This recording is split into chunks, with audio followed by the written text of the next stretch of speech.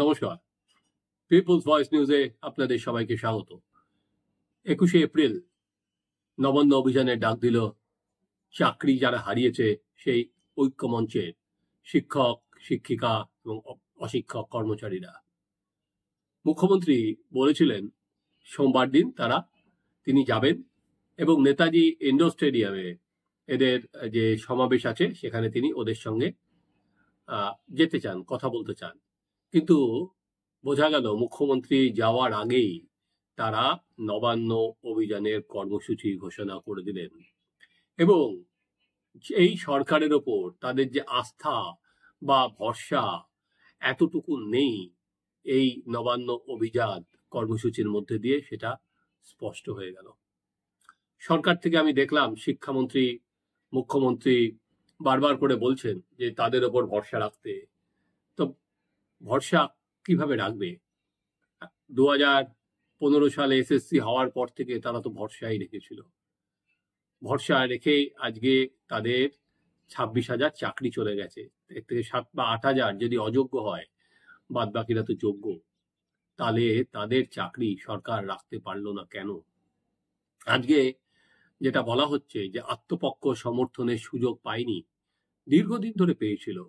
যোগ্য অযোগ্য বাছার দায়িত্ব কার ছিল? ছিল এসএসসির, ছিল পর্ষদের, ছিল সরকারের।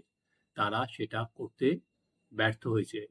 আজকে যোগ্য এবং অযোগ্য বাছাই করতে ব্যর্থ হয়েছে বলেই সবার চাকরি চলে গেছে। এই দায় সম্পূর্ণরূপে এসএসসি বা পর্ষদ এদের নিতেই হবে। এর থেকে বেরিয়ে আসার কোনো জায়গা নেই। এই যে 21 তারিখের যে নবান্ন অভিযান, আমার সবার কাছে আমার অ্যাপেল যে এইখানে শুধুমাত্র শিক্ষক, চাকরিহারা শিক্ষক না, এর সাথে অন্যেরাও সেখানে যোগ দিন। যেমন সংগ্রামী যৌথ মঞ্চ যারা ডিএ নিয়ে তাদের আন্দোলন করছিলেন, যেমন এই জুনিয়র ডাক্তাররা যেটা অভয়া মঞ্চ তারাও আন্দোলন করছিলেন। এখনো তো অভয়ার বিচার হয়নি এবং সেখানেও এই সরকারের বিরুদ্ধে একাধিক গাফিলতির অভিযোগ, দুর্নীতি দমনের অভিযোগ, দুর্নীতি চেপে যাওয়ার অভিযোগ, নানা রকম অভিযোগে তো এই সরকারের ওপর আছেই জুনিয়র ডাক্তারদের। তাই এইটা সার্বিকভাবে একটা বলা যেতে পারে বাংলায় যারা বঞ্চিত তাদের অভিযান হয়ে উঠুক, রাজনৈতিক পতাকার আড়ালে গিয়ে বা পতাকার রঙে রঙিন না হয়ে।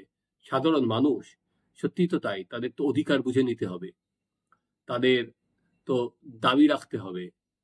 আজ রাজ্য সরকার একটাই তাদের দাবি যে তাদের চাকরিটা ফিরিয়ে দিতে হবে, কারণ তারা সব মেধার ভিত্তিতে চাকরি পেয়েছিল, এই সরকারের ওপর আস্থা রেখেছিল, তারা পরীক্ষা দিয়েছিল।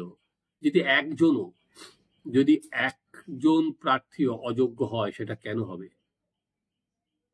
শিক্ষায় এরকম ভাবে গ্রস ইরেগুলারিটিস, এরকম দুর্নীতি কিন্তু পশ্চিমবঙ্গের ইতিহাসে কোনো দিন হয়নি, না কোনো দিন হয়নি। আজকে সুপ্রিম কোর্ট যে নির্দেশ দিয়েছেন তাতে ছত্রে ছত্রে বলা আছে কিভাবে এই দুর্নীতি হয়েছে। সে দুর্নীতি শুধু হয়নি, তারপর স্কুল সার্ভিস কমিশন সেই দুর্নীতি ঢাকার চেষ্টা করেছে। কোনো সময় তারা বলেছে তাদের কাছে ওএমআর শিট আছে, তাদের কাছে যোগ্য অযোগ্য তারা আলাদা করতে পারছে, আবার আদালতে গিয়ে বলছে তারা আলাদা করতে পারছে না। ছেলে খেলা হচ্ছে দিনের পর দিন।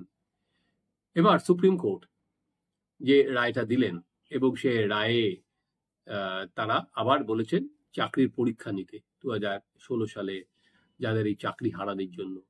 কিন্তু এই এসএসসি ওপর ভরসা রেখে কি আবার পরীক্ষা নেওয়া সম্ভব? কারণ এসএসসি যতই স্বায়ত্তশাসন থাক, সেটা তো সরকার যা বলবে সেভাবেই চালাবে। এই পশ্চিমবঙ্গে কোন স্বশাসিত সংস্থার কতটা স্বায়ত্তশাসন আছে সেটা আমরা সবাই জানি। তাই এসএসসি কি পারবে যে আবার একটা পরীক্ষা নেওয়া? কারণ এখনো পর্যন্ত কিন্তু যারা অযোগ্য প্রার্থী, এই অযোগ্য প্রার্থীরা কি করবেন? আদালত তাদের টাকা ফেরাতে বলেছে। এখনো পর্যন্ত আমি কিন্তু দেখিনি এখনো পর্যন্ত আদালতের নির্দেশের পর অযোগ্য কেউ টাকা ফিরিয়েছে। এবার এসএসসির এই পরীক্ষায় যেটা সবসময় সন্দেহ হয় যে আবার যোগ্য অযোগ্য এক করে ফেলা হবে না তো? কারণ এই তৃণমূল সরকার কোনো সময় চায় না যে অযোগ্যদের আর কি চাকরিটা চলে যাক, তারা সামনে আসুক। কারণ অলরেডি সেখানে প্রচুর টাকার লেনদেন হয়ে গিয়েছে। এবার এরা যদি যারা টাকা নিয়েছে তাদের বাড়ি গিয়ে বিক্ষোভ করে, তাদের বাড়ি গিয়ে হামলা করে, তাহলে কিন্তু সর্বনাশ আগামী বিধানসভা ভোটের আগে। কারণ আর কি এত নেতা বাড়ির সামনে লাইন পড়ে যাবে, সেটা তৃণমূল বুঝতে পারছে বিপদটা কত দূর। আমি একটি চ্যানেলে তৃণমূলের প্রধান মুখপাত্র কুণাল ঘোষের সাক্ষাৎকার দেখছিলাম, এবং তিনি পরিষ্কার বলছেন যে পার্টি সব জানতো যে চাকরি বেচা হচ্ছে, পার্থ চট্টোপাধ্যায় লোকজন দিয়ে টাকা তুলছেন, চাকরি বিক্রি হচ্ছে। তাহলে পার্টি যখন সব জানতো, সরকার যখন সব জানতো, তাহলে ব্যবস্থা নেওয়া হয়নি কেন? কেন পার্থ চট্টোপাধ্যায়কে সরিয়ে দেওয়া হয়নি? কেন যখন প্রথমবার আদালতে মামলাটা উঠেছিল তখন সরকার থেকে বলা হয়নি ঠিক আছে আমরা এই অযোগ্য প্রার্থীদের বাদ দিয়ে দিলাম? সরকার সেটা বোল্ড স্টেপ গ্রহণ করেনি কেন? আজকে এত বছর পর সরকার দিনের পর দিন বিষয়টিকে ধামা চাপা দিতে উদ্গ্রীব ছিল। তারা জিনিসটাকে ভেবেছিল আর কি আইনের লড়াই লড়তে লড়তে লড়তে লড়তে জিনিসটা লিঙ্গার করেই যাবে করেই যাবে করেই যাবে, কোনোদিন যেন প্রকৃত বিচারটা না হয়।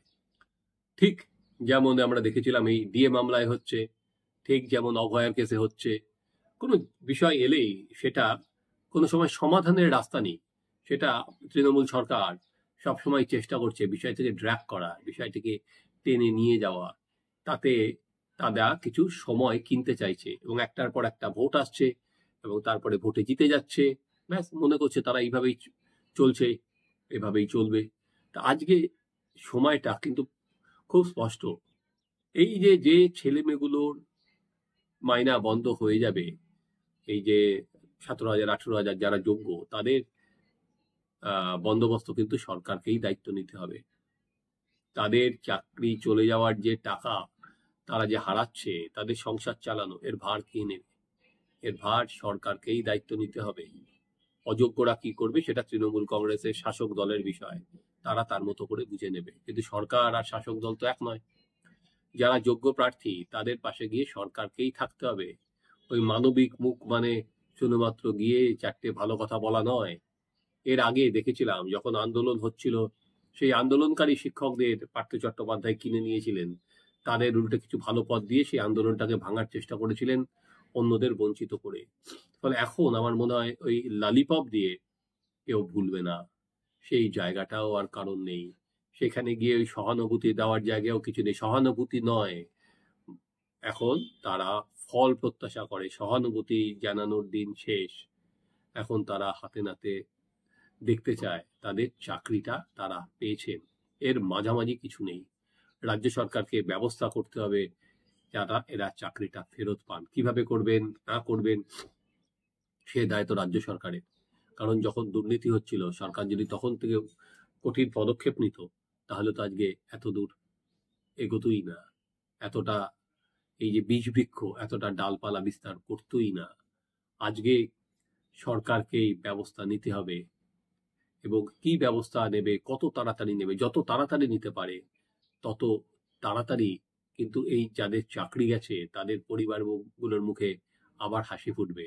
এখনো পর্যন্ত সরকারের সামনে কোনো রাস্তা নেই। কারণ এখানে যোগ্য আর অযোগ্যদের বারবার করে যেটা হয়েছে, কি হাইকোর্টের সিঙ্গেল বেঞ্চ, কি ডিভিশন বেঞ্চ, কি সুপ্রিম কোর্টের ডিভিশন বেঞ্চ, বারবার করে তারা বলে দিয়েছে যোগ্য আর অযোগ্যকে বাছা যাচ্ছে না, কোনো অবস্থাতেই বাছা যাচ্ছে না।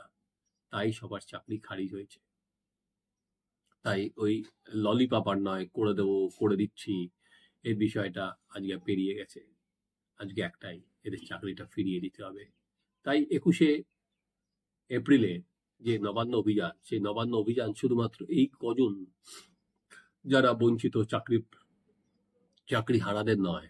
আমি মনে করি এটা পশ্চিমবঙ্গবাসীর যারা যারা মনে করেন যে এই বঞ্চনার কোথাও শেষ হওয়া দরকার, সরকারের ওপর চাপ বাড়ানো দরকার, তারা আমার মনে হয় সবাই আসবেন, সেখানে তারাও জবাব চাইবেন সরকারের কাছে। আপনারা দেখতে থাকুন আমাদের চ্যানেল সাবস্ক্রাইব করুন, আপনাদের মতামত জানান।